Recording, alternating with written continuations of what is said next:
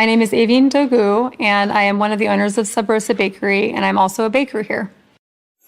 Hey, welcome to Sub Rosa Bakery, Richmond's only wood-fired retail bakery. This is the front of house area where customers can sit down, enjoy their coffee and pastries. This is our front of house barista area with our awesome espresso machine. This oven was the first thing built in this building once we took over. It's a wood-fired oven, and there's two decks. There's a top deck and a bottom deck.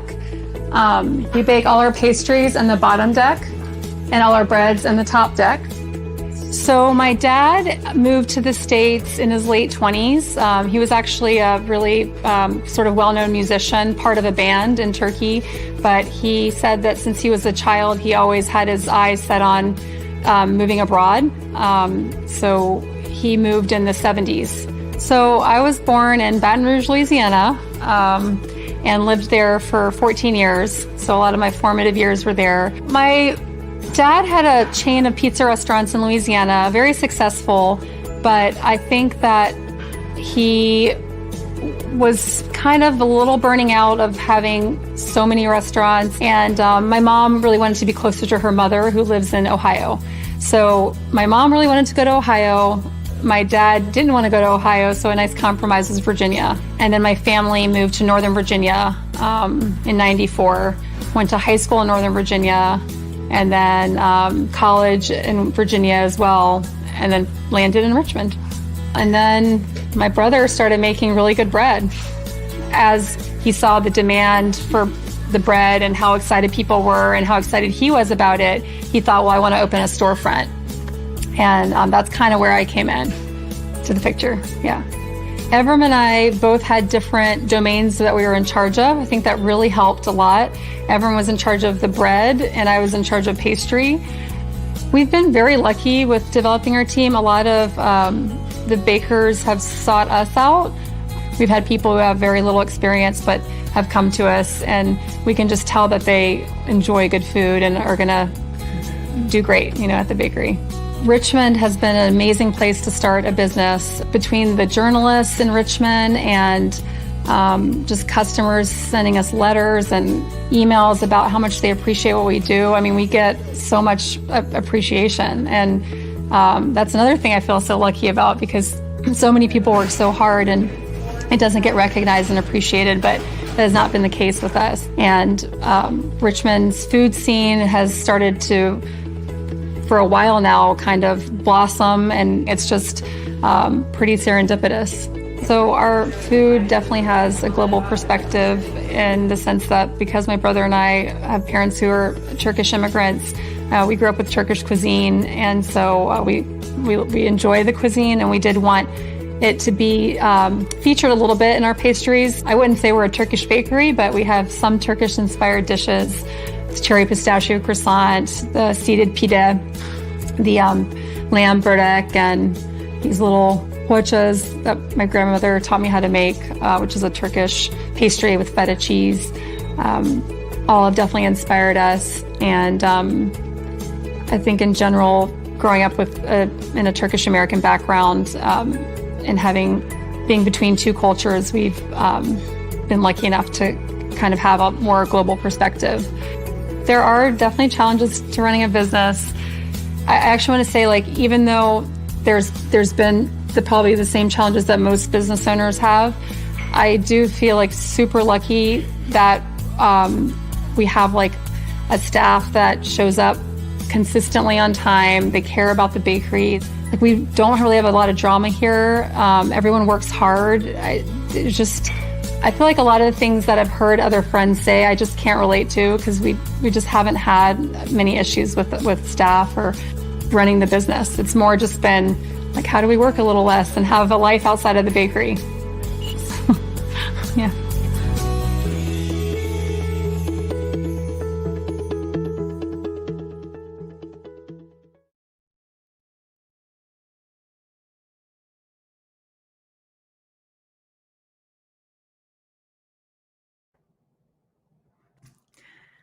Hi, and welcome to the POTLUCK Series.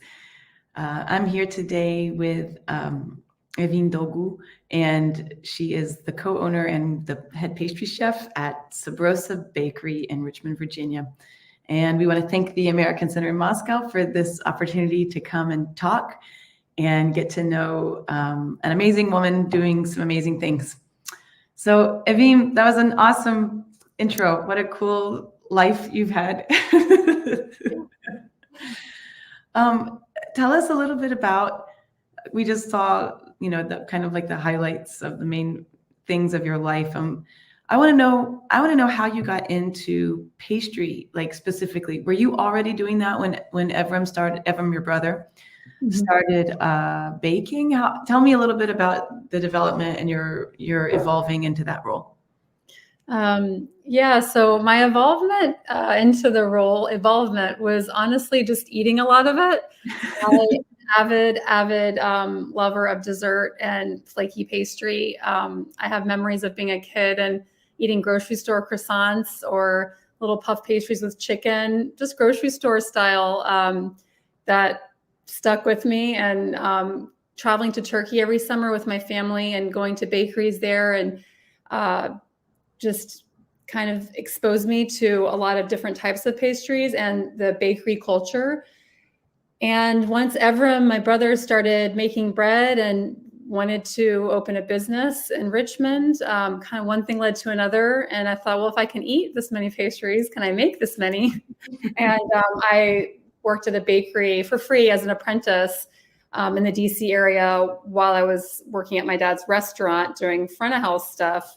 And after even just a couple weeks there, I was like, I think I can handle this. So a little unconventional, I guess, in some ways, but maybe we all start just by kind of following our heart and sticking to what we love and dream about, which for me is it's so amazing. That's so cool. So your education was really hands-on, like apprenticeship. Yeah, it was. I'll never forget. There was a baker whose class I took through this popular spot in America called Sur la Table. It's like a kitchen store, but they do classes. And she was very talented. I just took a 3-hour course with her one evening and I got her advice. And she said, there's 2 paths to take. You can go to a culinary school or you can just become an apprentice and work at different bakeries. They're always looking for free labor because it's so much work. I don't know if she actually said that, but I came to find that out. So yes, I ended up just working at a few different bakeries as an apprentice to kind of learn a little bit more about the day-to-day not operations, but the day-to-day tasks and everything that I would need to learn to actually open a bakery myself with my brother. And I know that bakeries and restaurants are different, but you grew up in a restaurant, basically. Is that right? Yeah, we did. My father has been a restaurateur for over 40 years. He's retired now, but he had a chain of pizza restaurants called Sicily's Pizza. And ever since I can remember, honestly, we would go eat there only once a week. My mom wanted to make sure to not overdo it with the pizza, but we'd go once a week. We would help out at the pizza. Actually, I think we started helping out more when my dad opened his restaurants in the DC area. Back then when we were kids, we would just go all the time, but we were exposed to the restaurant just by being around him and his coworkers. And yeah. That's really, it's beautiful. It's such a cool way to come into a career. Kind of like a very essential way. So I know very little Russian, almost none. But I remember the word for bread in Russian is chleb. And I think it sounds like such a cool, like essential, like word, I mean, that's just my perspective as hearing it. But how do you say bread in Turkish? Bread, good question. That's a rarely get asked that. Ekmek. Ekmek. Ekmek, yeah. And I wish I knew the origin more. I feel like there's probably a lot behind the word, but it's a great word. It's easy to say. And actually, there's a phrase in Turkish called ekmek parası, which is bread money. And it's the minimal amount of money one needs to survive because we all survive on bread is sort of the idea. Yeah. I mean, that's the thing that's so fascinating to me is that bread, every culture, even places that don't have wheat as their, main crop, for example, places that are rice based, everybody has some form of bread that they make with the grains available to them, basically, which is so, I mean, it's not everyone maybe, but like so much of the world. So there's this really essential universal thing about bread, that it's just this beautiful thing. So can you tell us a little bit about what makes the Sub Rosa bread and pastry different and special? Like you mentioned in your video that like your oven is fire, right? You don't have an electric oven. And that you said something about it being stone ground. Can you just explain what those things really mean? Sure, I will. Yeah, I think what kind of makes our bread special is doing what people did for thousands of years before the invention of mass production and industrialization. So we're just kind of going back to the original ways of making bread by using flour that we mill ourselves in a stone mill, and by baking in a wood-fired oven. The stone mill, freshly milled flour in our bread just gives it a lot more character, and I think it creates more flavor where you can really understand what the wheat is that you're eating. It allows us to work with farmers that are close by in Virginia and Pennsylvania. And the oven, I would say, sort of is the magic of the place. I don't know that we would need to necessarily always bake in a wood-fired oven, let's say if we had a second or third location. But originally the idea was my brother's, because that's the kind of oven that my dad used for his pizzas in his restaurants in Virginia. And that's also the oven people used for centuries. It does have an allure to it, just looking at it, and baking with it and interacting with it as a baker definitely makes it more exciting to be at work. It's a very active process. One baker I worked with once said he felt like it was an Olympic sport working with our oven, because you have to step up a lot and move the peels in and out. You have to adjust your baking based on the heat that day. So anyway, that's a long answer, I think, to your question. No, that's good. That's what I wanted. I think, because I think sometimes when we are as specialized as you guys are, some terms sound very, commonplace or self-explanatory, and they're not, because you guys are so deep in the industry. And as far as like really the art of bread baking, it's fascinating to think about it from a practical point of view. What does that mean? What does it look like every day? So can you tell us a little bit like what a normal day looks like for you? For me particularly, or for like any of the bakers that? Let's say for you, because your role is a little bit more specialized or very specialized, I guess. Yeah. So until recently, my day kind of looked like most of the other bakers that we work with day, except maybe just getting asked more questions from front of house, or from contractors, or from delivery people. Until last year, my brother and I were in the kitchen full time, which means at least 10 hours, sometimes 12 hours. How many years would that be? 10 years. 10 years of 10 to 12-hour days. Yeah, I would say, yeah. And actually, until about 5 years ago, we also had night duties because of the wood-fired oven. Someone has to keep tending to the oven. You can't just leave it when the day is done. So we would have to go back 3 or 4 times after our day was done, check on the fire, feed the starters, put the breads back into the refrigeration because we would proof them overnight. So we don't do any of that anymore. But now my average, except for the holidays, the past month has been a lot of kitchen work. But yeah, now my days are a little less intense. I still work in the kitchen at least 2 or 3 times a week. But then the other 2 days, I can do administrative work. I can go to the mill and mill flour, which is a lot more of a passive role, I guess, or passive work compared to kitchen work, although you're still doing a lot of heavy lifting and scooping. But yeah, so it's a little bit of administrative stuff, a little bit of baking. When I'm in the kitchen, you starts at 6 a.m. and you are just mixing dough, sheeting out dough, creating butter packs for croissant, doing lots of production work, trying to spend 5 minutes eating lunch, and then going home around 4 or 5. Okay. What time do you usually fall asleep at night? Oh, good question. I try to fall asleep between 10 and 11 p.m. And now that I don't start until 6 a.m., that seems pretty healthy. Yeah. I used to be actually, now my role in the kitchen is just in the back of house, doing mixing work and shaping. It used to be in front of the oven, and that shift starts at 3 in the morning. So I don't do that anymore. I can't. I can't wake up at those hours anymore.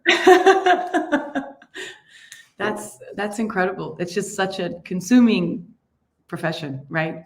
It really is. I mean, baking and bakery work is a labor of love.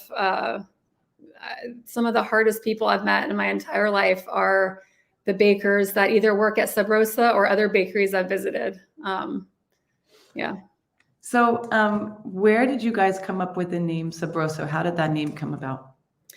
That is all my brother Evrim. He came up with that name. I think as the story goes, when he was in college, used to get a word a day. You can subscribe to something and they send you a new vocabulary word every day. And the word Sub Rosa stuck with him. It means secrecy or under the rose. And years later, when he was trying to think about a name for his bakery before I came along, he remembered that word, Sub Rosa, and thought, well, how perfect would it be to have the bakery named this? Because here I am, I'm speaking as my brother right now. He's a lot funnier than me, but here I am, like going to my dad's oven, baking breads. This is before Sub Rosa. He would bake breads in my dad's oven 3 hours away, drive back with the bread and sell it at the farmer's market here.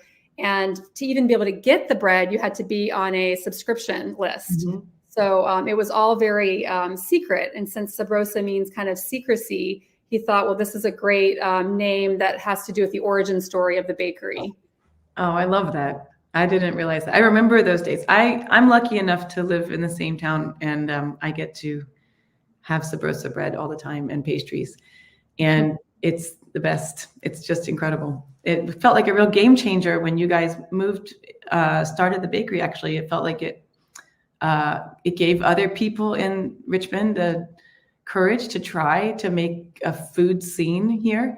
I think you guys were really some of the pioneers to really make Richmond what it is today, which is a town with great food. So I'm grateful for you guys trying such a crazy experiment. I really wanted to hear, you mentioned something about how you've been working more kitchen hours in the holidays. And we talked a little bit about your upbringing as the really like a first generation child here. Mm-hmm. I'd love to hear more about your childhood kind of and growing up in the South as a Turkish family, Turkish American.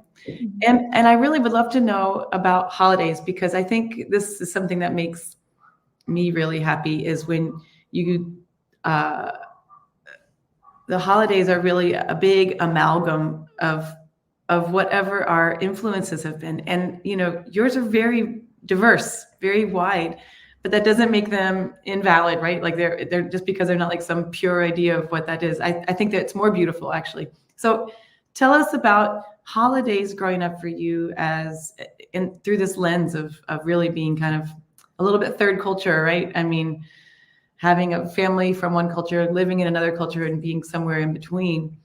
I'm sure that's influenced. I mean, it's really, I don't want to talk too much here, but your dad's pizza place was called Sicily. That made me laugh a little bit. And here you guys, as a Turkish American brother and sister family, have this bakery, and you're selling panettone too.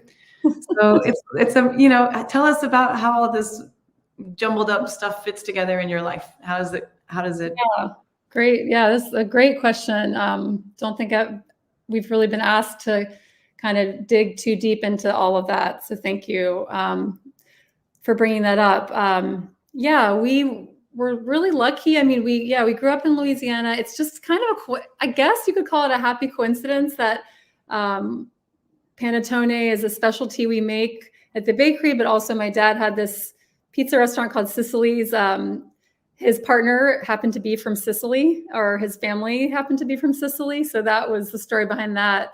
But yeah, there is definitely a love for Italian cuisine in our family. I mean, probably a lot of families around the world. They really do know how to make good food, and they love it, the passion.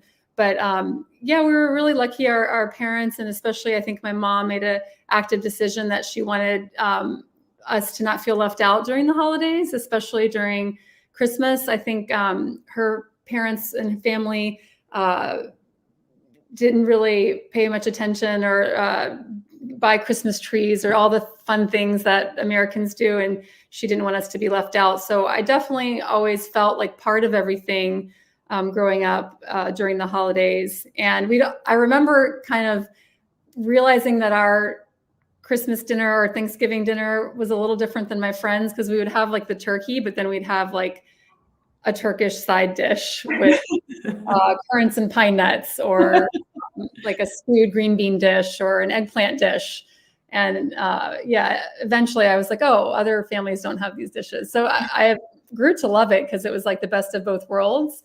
And I would just say in general, the experience of having two cultures, at least for me, has just been kind of that idea of the best of two worlds. I mean, you get all the benefits of the American culture and the holidays and the sharing and joy and celebration with all those of Turkish, which are similar, but and sometimes you get double holidays because you can celebrate both. But yeah, in terms of food traditions and we didn't have a lot of dessert traditions that I can remember over the holidays. The panettone is interesting. It's something we make at Sub Rosa now, and we have since we started. But that I give credit. I didn't even know what that was until I was studying abroad in Italy when I was 20. And my friend Serena brought me a box of panettone. And I just thought it was like the most beautiful, cool thing I'd ever seen. It's tall and it's got colorful candied fruits and raisins. And it was just a store-bought one, but I still thought it was amazing. It had a great shelf life. We could eat it for weeks at a time. So when my brother wanted to make it, I was pretty excited. He was in charge of it for years. And then we have a baker who's with us now named Addie, who kind of took the lead once she started 4 or 5 years ago and really spearheaded the panettone we make today, which is just incredible. It's all naturally leavened. We candy the orange ourselves. So even though I never had that tradition of panettone growing up, I'm very excited that it's part of my life and Sub Rosa's life now. Yeah, I think that's one thing I love about, it's one of the things I really think is the best part about being an American, is that you do get surrounded by so many people from so many different cultures that you really get to kind of, if you want, I mean, my family, because our neighbors are from France, we started making like the bûche de Noël every year for Christmas, because we never heard of that. And it sounded so fun and so cool. And so I think that I love that you can incorporate traditions from all over the world. And I think any of us can do that if they speak to us or move us, So tell me, you mentioned a couple of the pastries that you learned to make at home, like from your grandparents, you said. Mm-hmm. Tell us a little bit more about some of those like really formative memories of working with bread or working with pastry, or some of these things that you really carried from it sounds like childhood. Yeah. I mean, I like maybe many Turkish people, I'm very lucky that everyone in my family just happens to be a really good cook. We grew up around such good food. My mom is an excellent cook. My dad, excellent cook. My 2 grandmothers, wow. I would say baking wise, I've been told that my father's mother, who I did get to see throughout my childhood, she's the one who lived in Turkey. She was known as an avid and very skilled baker. And I do remember eating, again, not helping, but eating her pastries. She would make böreğs, which are very common, not just in Turkey, but in other neighboring countries as well. Layers of phyllo dough with ground meat or feta cheese and parsley. She would always have something in her freezer that she had made and she would pull out. My maternal grandmother, who lives in Ohio, to this day, she's still, even though she might not be cooking herself, will direct us from the couch and tell us what to do and what seasoning to add. But she did actually directly influence our pocha pastry that we sell at the bakery. She said it was a recipe a friend gave her a while back, and we made it together. Before the bakery opened, I was visiting her, and we made the dough together. We made the filling. We assembled them together, and now at Sub Rosa, we make and sell them. They're very popular. And then I would just say, in general, just eating delicious pizza from my dad's restaurant and my mom's cooking combined, just I think allowed us to develop our palates and our love for food and good food. So with that, when you have a really strong concept of what you're trying to bring to the public, and like you said, baking is really a labor of love. What would be some of the main challenges that you think you guys have faced, or that you faced personally, or let's talk about some of the things that have been a little bit hard, surprised you maybe, or that you kind of expected, but you knew you'd have to work through. Yeah, so I think the biggest challenge is maintaining creativity in an already very busy schedule. The products that we make are very popular and they sell and people want them. So to spend extra time trying to create new ones is challenging. I always think about it, but actually executing it has been pretty challenging. Sometimes just the physical nature of manual labor.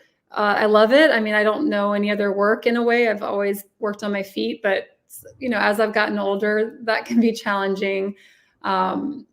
For bakers, for me, especially the sleeping, it's just hard to sleep like a normal person when you have to be up all hours of the night. That has been challenging. And then I guess just, knowing what to focus on and when to focus on it. So do I try my best to just be a fellow co-baker and do all the production? But then when I do that, sometimes the administrative stuff gets ignored. So I guess balancing those things and knowing how to prioritize, especially as someone like me, I'm already kind of distractible. So I find myself sometimes just getting sidetracked. So staying on course, that can be a challenge. It's really interesting. It made me think about, I'm a musician and I've been in several bands for a long time, and there's a great energy that comes from starting and excitement about doing new material. And then once you kind of have a repertoire after years and years together, it's really hard to produce new repertoire because you can really rest on some of those things. But the energy of the creativity is what really kind of keeps you engaged in a meaningful way. Yeah, it really does. And it's just so hard to actually implement that. We do and we have, but certainly not as much as we had, or at least as much as I had hoped to. It's not too late. I mean, it seems like you're always having something awesome. I always am seeing something I want to go buy. Thank you. And the big, working with other bakers, I mean, the collaboration aspect of things. And every time there's a new baker or even a baker that's been with us for a while, their creativity could definitely fuel me and inspire me. Sometimes it's easier to pull from that than from your own desire or, yeah. have you guys been surprised by the success and like the awards and the attention that you've gotten? Yeah, I think so. I mean, I think maybe like most people in life, you pick a job or a career and you just do your best with it. And then all of a sudden, it's amazing and very surprising to just hear compliments and like great feedback. Definitely didn't expect it. It excites me that people are as excited as I am about eating good food. So I love that part of it. I guess that part's not surprising. I know how people react to good food. I've just seen it my whole life. But yeah, the fact that it's become as popular and we have so many fans, I've heard that's wonderful and very, it means a lot. So I know we've talked about like family and memories and culture and all these things, and how so much of that for you, and I think for a lot of us, is centered around food. Can you talk a little bit more about what you hope that you guys are able to accomplish for other people to make your their traditions centered around what you guys are producing? Someone talking in a few years at an interview about how every Christmas they would go get a Sub Rosa panettone, and that was the thing that everybody looked forward to. I mean, those are really significant markers in people's lives. So talk a little bit about that, because it's a little bit more philosophical, a little bit of a zoomed out idea, but it's real. Yeah, it is real. I would say that I hope that we can help create a stronger food culture and continue to be part of a system or part of a group of people that changes the way we eat, or maybe improves the way we eat in America. We have a lot of mass-produced food. Sometimes it's necessary. I'm not hating on it, but we have the ability, if there's enough people that are interested, to have healthier, more sustainable food. And if more and more people could open high-quality bakeries, even within Richmond, even within Churchill, I would love it. I would go. I would support it. I guess what I think my brother as well, and definitely what I hope, is that, more and more people are drawn to support this style of bakery and restaurant by either patronizing or opening something themselves. I hope we really continue to support our farmers markets and realize like what important and hard work farmers are doing. I know I said earlier in the conversation that the hardest working people I've ever been around are bakers, but I need to add that farmers might trump that. I guess I just hope that we can make a light bulb go off for people, and that people get why we're doing what we're doing, and that they can just, can not only continue supporting us and our bakery, but go on to do this similar things, and like just that it spreads even more. It's already really improved. I think we have in America a lot of not just potential, but amazing things happening in food. And I just hope that it just continues to evolve in a positive way. Yeah. One thing that I just would love to make really clear, in case people watching don't understand, that so the most of food production in the United States is industrialized, and was chronically and probably to our detriment very much. And in the last maybe 30 years, there have been a lot of movement towards organic and smaller food, eating local, to trying to minimize our carbon footprint in food production. But something that's fascinating to me that you guys have done is that you're able to support small farmers who are raising grains that aren't available commercially anymore. Could you talk a little bit about that, just to give us, because I think that's a really important piece of all this that makes it fit into the big network of just food production, like what you were just talking about? Yeah, sure. And my brother is definitely a little bit more in charge and knowledgeable about the grain. So I probably won't be able to get too specific, but I can just say that a lot of the farmers we work with are growing heirloom grains. They're organic. They're grains that like einkorn or spelt have been around for thousands and thousands of years. They are growing it on a smaller scale, but large enough to be able to deliver or ship to us. They are in Virginia and Pennsylvania.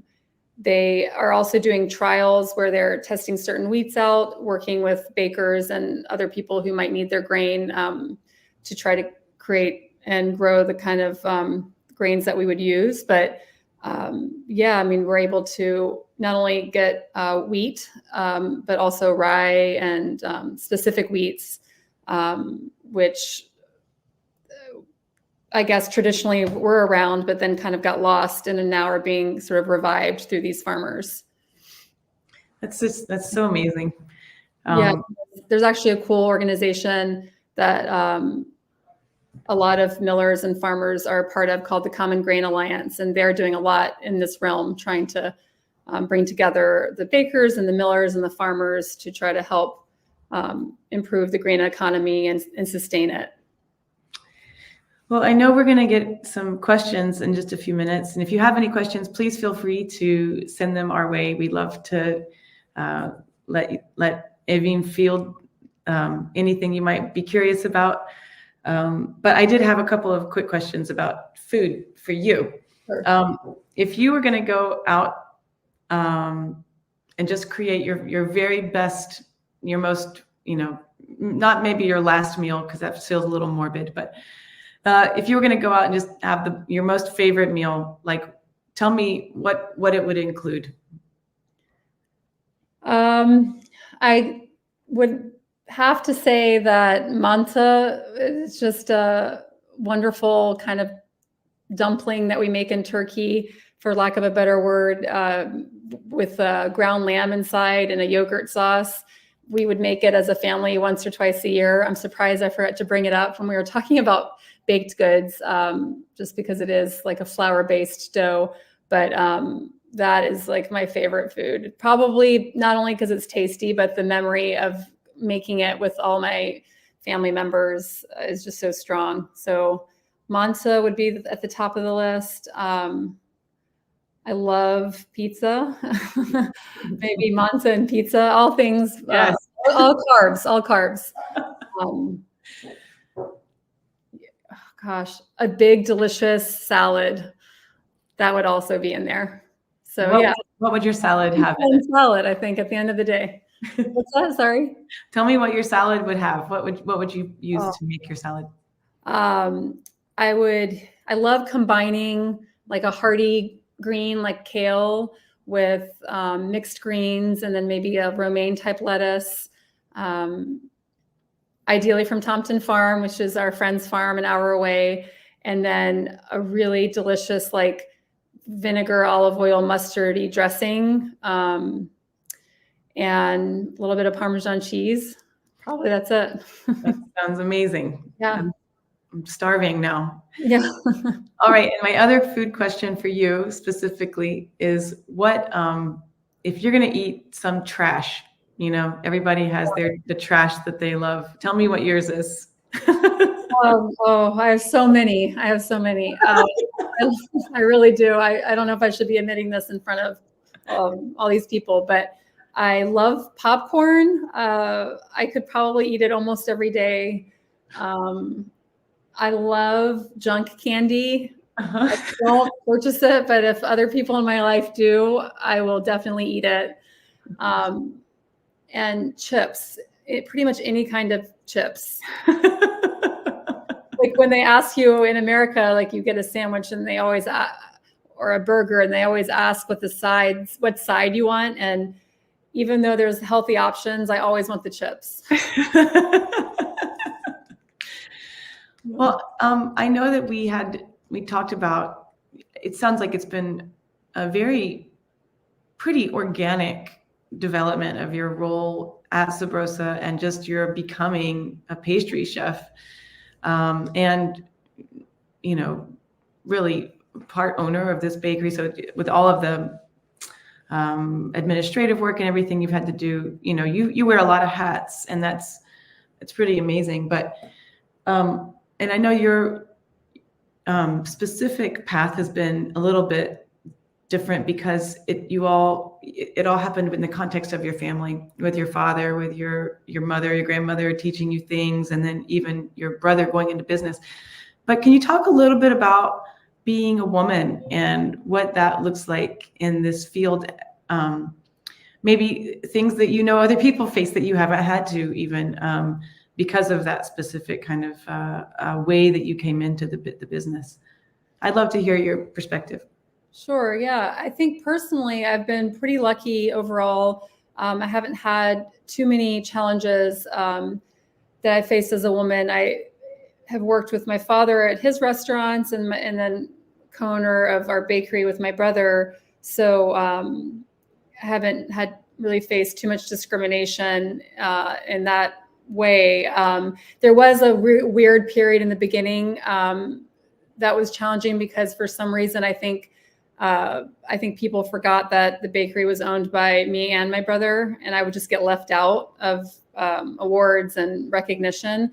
But that slowly changed as the bakery continued to prosper. And I think people, once I honestly, I think a lot of it was also that I wasn't in front of the oven in the first handful of years. So I think once people actually visibly saw me, they were like, oh yeah, she's part of this operation too. So that was a little challenging, or I would say just like a little frustrating. But other than that, I haven't had too many issues.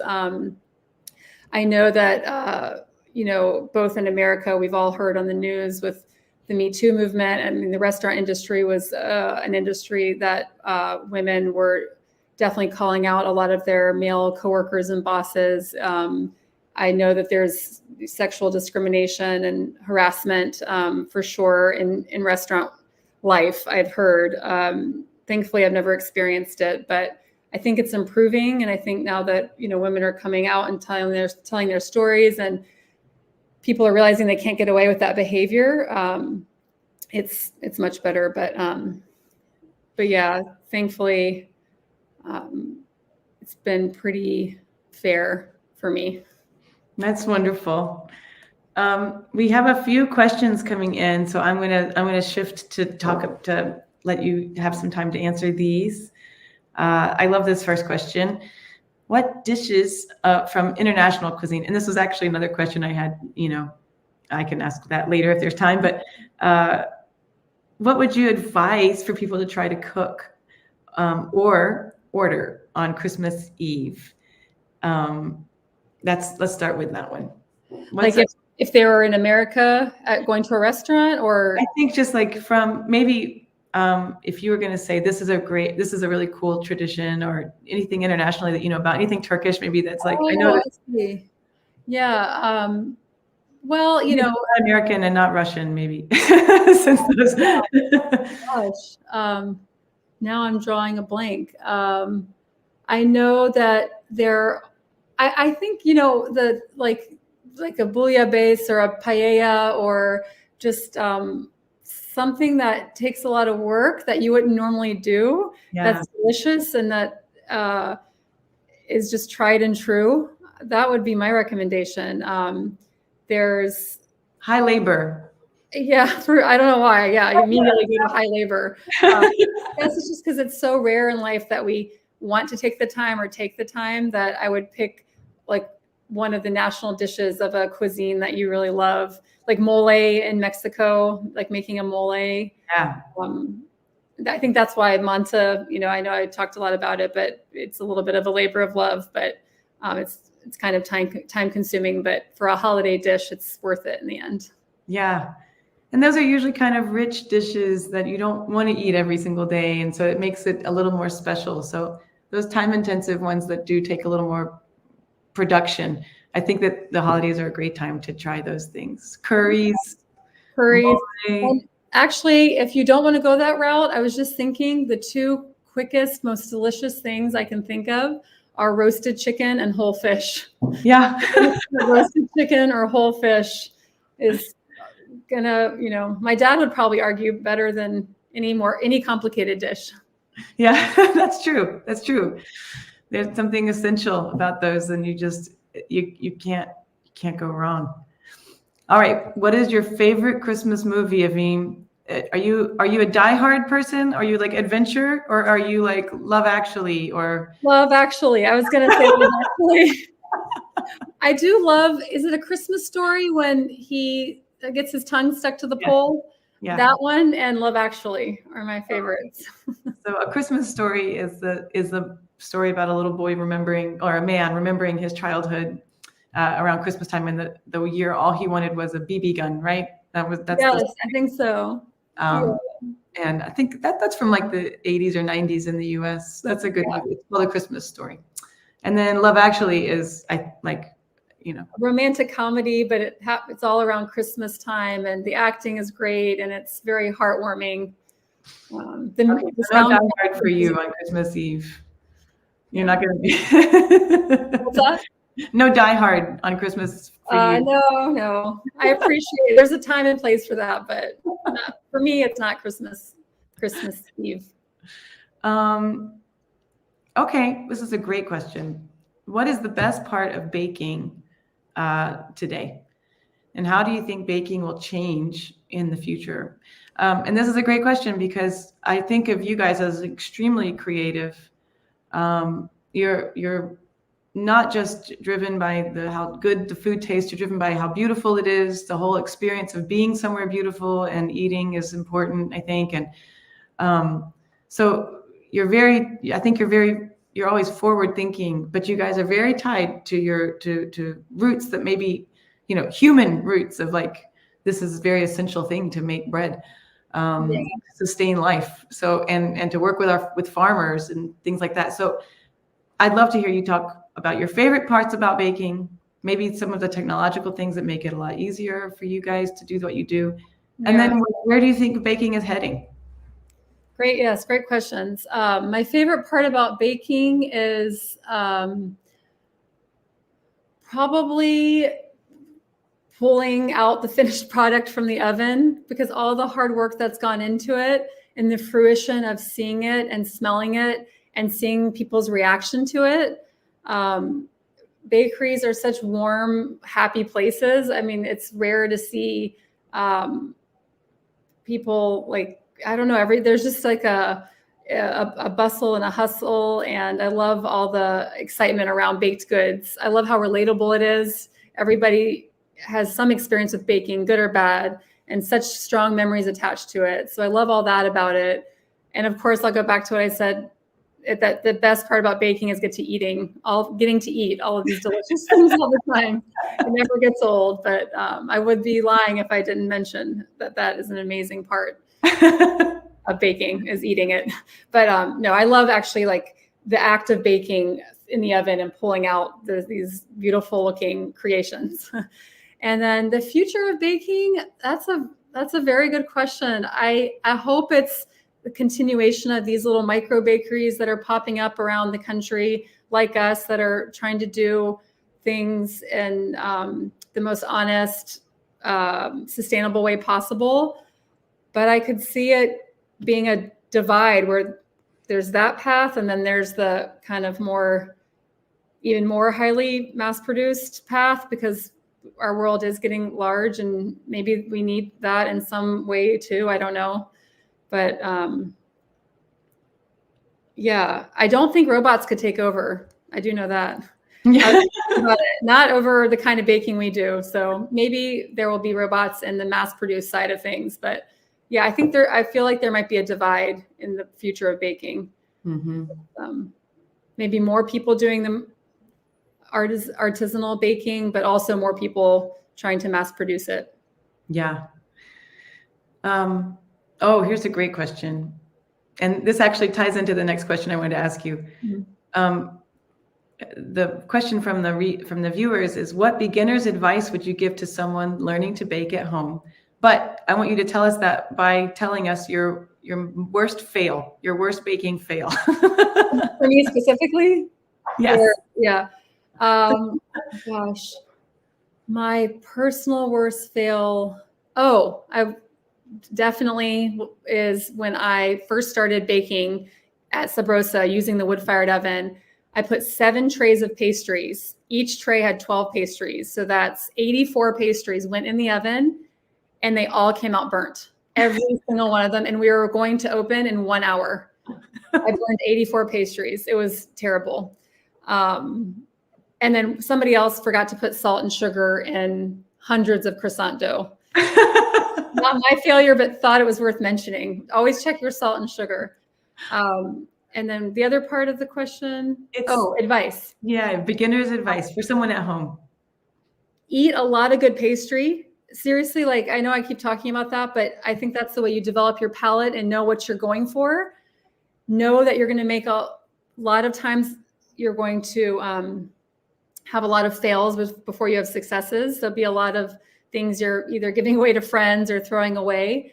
But also if you can go, if you're really serious about it in terms of becoming a professional, I do recommend the apprenticeship approach and asking to work at a bakery.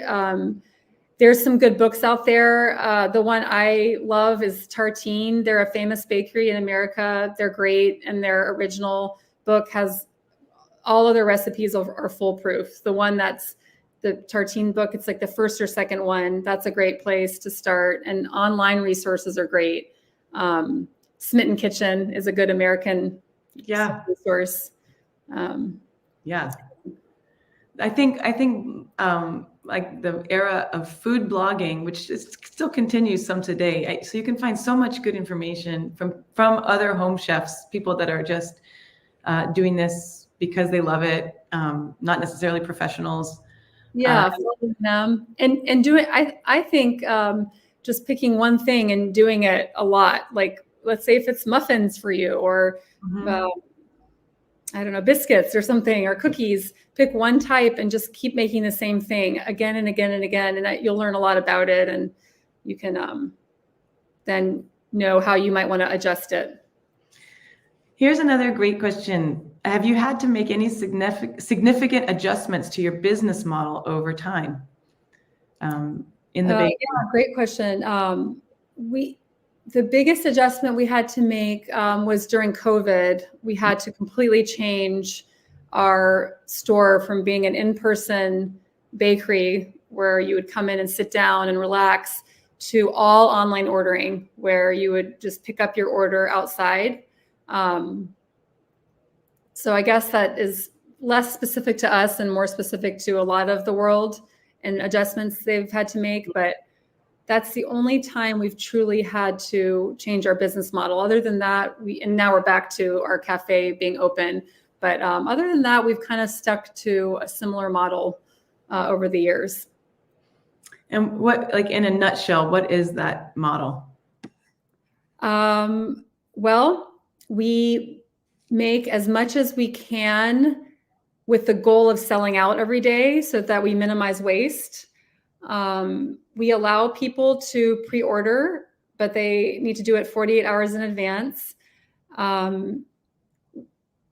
Let's see, what other important things? We do to-go service and in-person service. Mm-hmm. We do have wholesale accounts, a handful that we sell bread to, no pastries. We just don't have enough pastries to go around for wholesale. There's so anything. Okay, here's a really important question. Yeah. And this might be our last one. We'll see if we have time for one more. But who was the first person to ever inspire you? In food?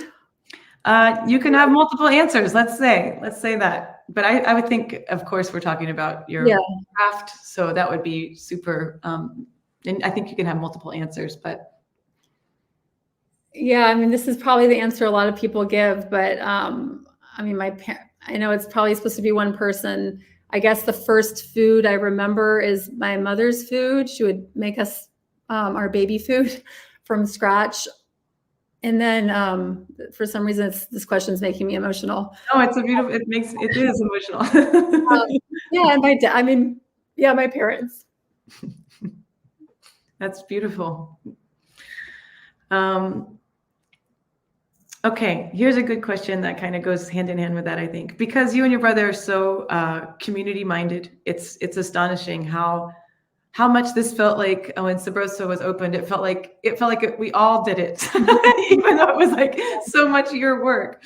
But you made everybody feel like they were a part of it, and you do that every time you open your doors. So, can you talk a little bit, just briefly, about your community engagement? Yeah, sure. So, yeah, we've been really lucky with our community. My brother went to college here, and he lived in this neighborhood that our bakery is in. It's called Churchill.